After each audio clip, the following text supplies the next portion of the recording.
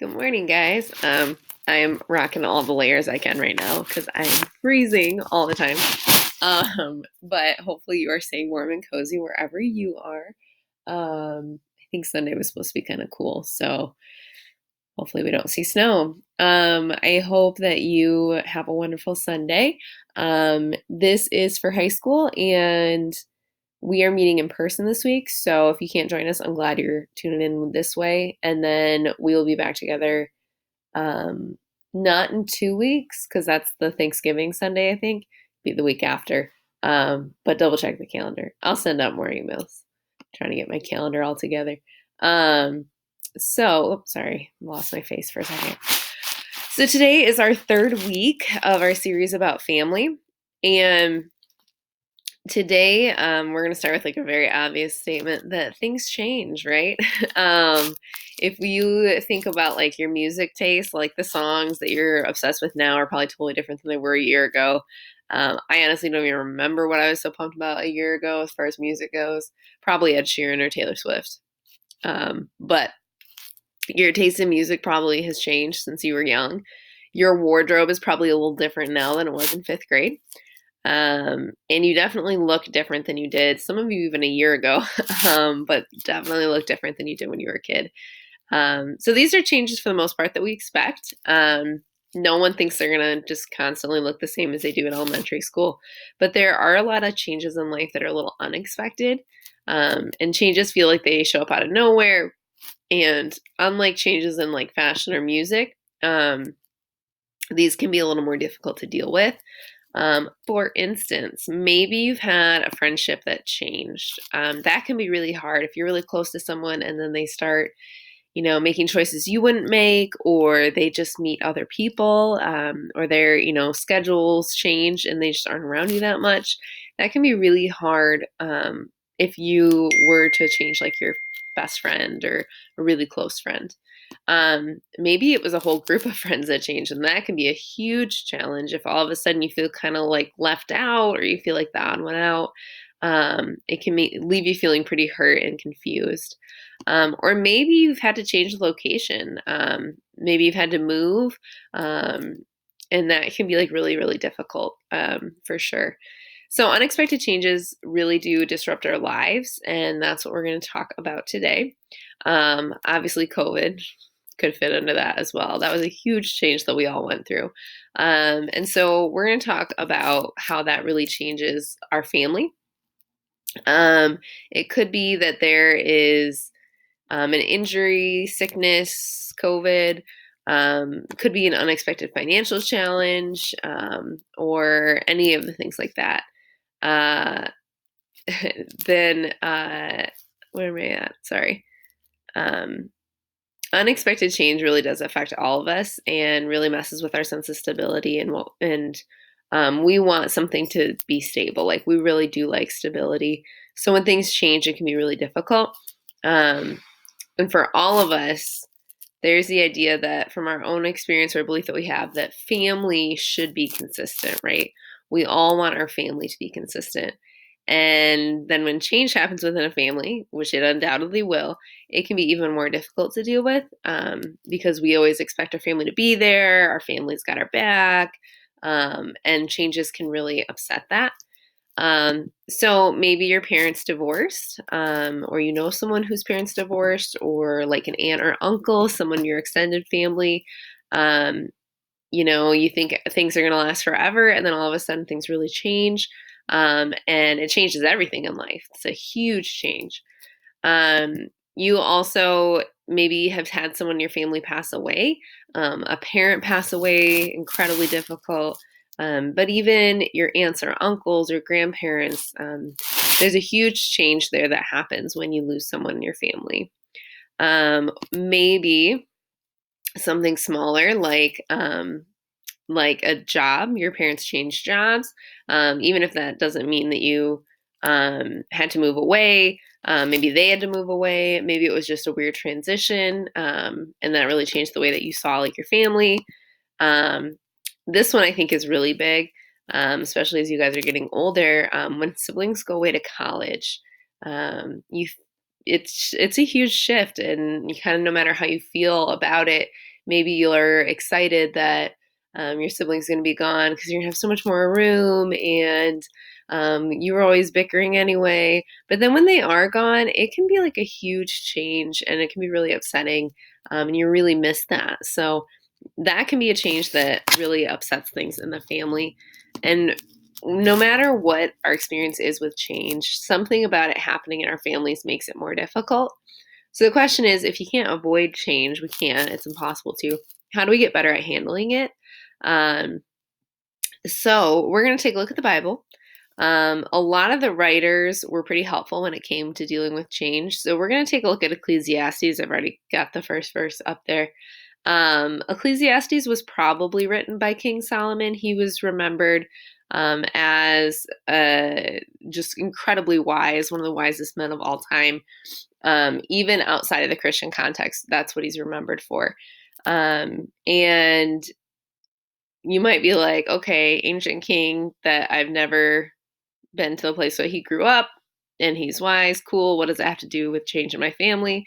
The passage we're going to look at, Solomon's writing about some of the things that he's observed in his lifetime, and that really does include change. So this is a longer passage. We're going to read Ecclesiastes 3, verse 1 through 8. Ecclesiastes is an interesting book.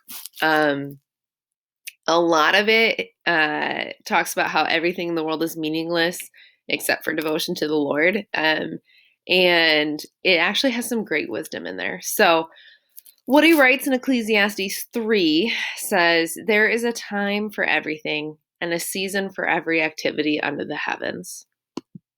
A time to be born and a time to die, a time to plant and a time to uproot, a time to kill and a time to heal, a time to tear down and a time to build, a time to weep and a time to laugh, a time to mourn and a time to dance, a time to scatter stones and a time to gather them, a time to embrace and a time to refrain from embracing, a time to search and a time to give up, a time to keep and a time to throw away, a time to tear and a time to mend, a time to be silent and a time to speak, a time to love and a time to hate, a time for war and a time for peace. When you pass through, oh, sorry, I was going to keep going. I just want you guys to appreciate right here a time to embrace and a time to refrain from embracing. This is COVID right here. With anyone that is not in our household, we're like, ooh, 6 feet, right? So there is a time for everything, right? It's really poetic the way that he phrases it. And basically what he's saying here is that change is coming. It's going to happen. Nothing stays the same. Things are going to change. Whatever you're experiencing today is going to be different tomorrow. And that's just the way that the world works. It's the way that the world that we live in works. So this could seem kind of depressing, but I would say that everything, even though everything will change at some point, I think that we can find some comfort in that. And when we know that things are going to change, both in our families and the world around us, we can actually be prepared to deal with it. So it kind of gets us ready for it. And a good idea, instead of fighting change and pretending like things are always going to stay the same, we can actually open our hands, give up control, and know that change is coming. So God's fully aware of everything that changes in our lives. He knows that good and bad will show up in our lives, and neither will last forever. But in this life of constant change, God also makes a promise to us. And unfortunately, the promise isn't that he's going to make all the difficulty go away. In the book of Isaiah, we learn about a message that God has for his people. So this can be our next passage here. Not everyone agrees on when Isaiah was writing, but a lot of people believe it was written during a time of trouble for Israel. They were either in captivity in Babylon or just coming out of exile in Babylon. So kind of whatever way you look at it, their world was falling apart. They had been forced to leave their homes and live in a land with people who spoke a different language and worshiped different gods, and were actually pretty hostile to the way that they were living. So everything that they thought was safe and secure and stable all of a sudden wasn't. And in the midst of all that, what God says is right here. When you pass through the waters, I will be with you. And when you pass through the rivers, they will not sweep over you. When you walk through the fire, you will not be burned. The flames will not set you ablaze. Whoops. There we go. So imagine how comforting that would have been for people to have heard that. When everything around them was changing, God wasn't. And the same is actually true for us. In every single moment and season of change, including family change, God is going to be with us. He's walking through that difficulty with us, and we're never alone. God is never caught off guard by the changes in our lives. He's promised to be with us, and that's exactly what we need. So we can't control the people in our families. And as much as we want our families to be stable and consistent, it just doesn't always happen. So since we can't stop change and we can't control people, what can we do? So we can start by focusing on our mindset, the way that we're thinking, kind of our attitude and perspective on things. We can really change the way that we look at change. And if you think of it this way, when your family changes, your mindset really does matter. When someone moves out, your mindset matters. When someone moves in, mindset matters. You can't control the external circumstances, but you can work on your attitude and perspective. You can remember that God's with you even when when they're not, right? So here's a couple steps to work on it. How do we prepare ourselves for this? Remember these two things. Change is going to happen.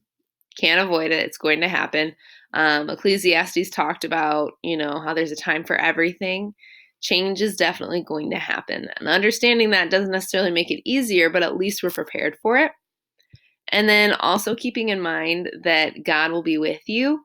Just like in Isaiah, where whenever you're passing through the waters or walking through the fire of life, God's not going to leave you alone. So whatever changes your family's facing, He's right there with you, helping and comforting you. So trust that God can use the change to change you. It can be very positive. He can use that transition and adjustment time to help us grow and become better people and even build our relationship with Him. And if you start to see change in that way, we can start to embrace it as something that can take us somewhere good. It has the potential to be something that causes us to grow and become more of who God calls us to be. So without question, change is difficult. New season, new house, new town, new stepmom, new normal, all of that, it's huge. Whatever it is, it's not easy, especially when it comes to family.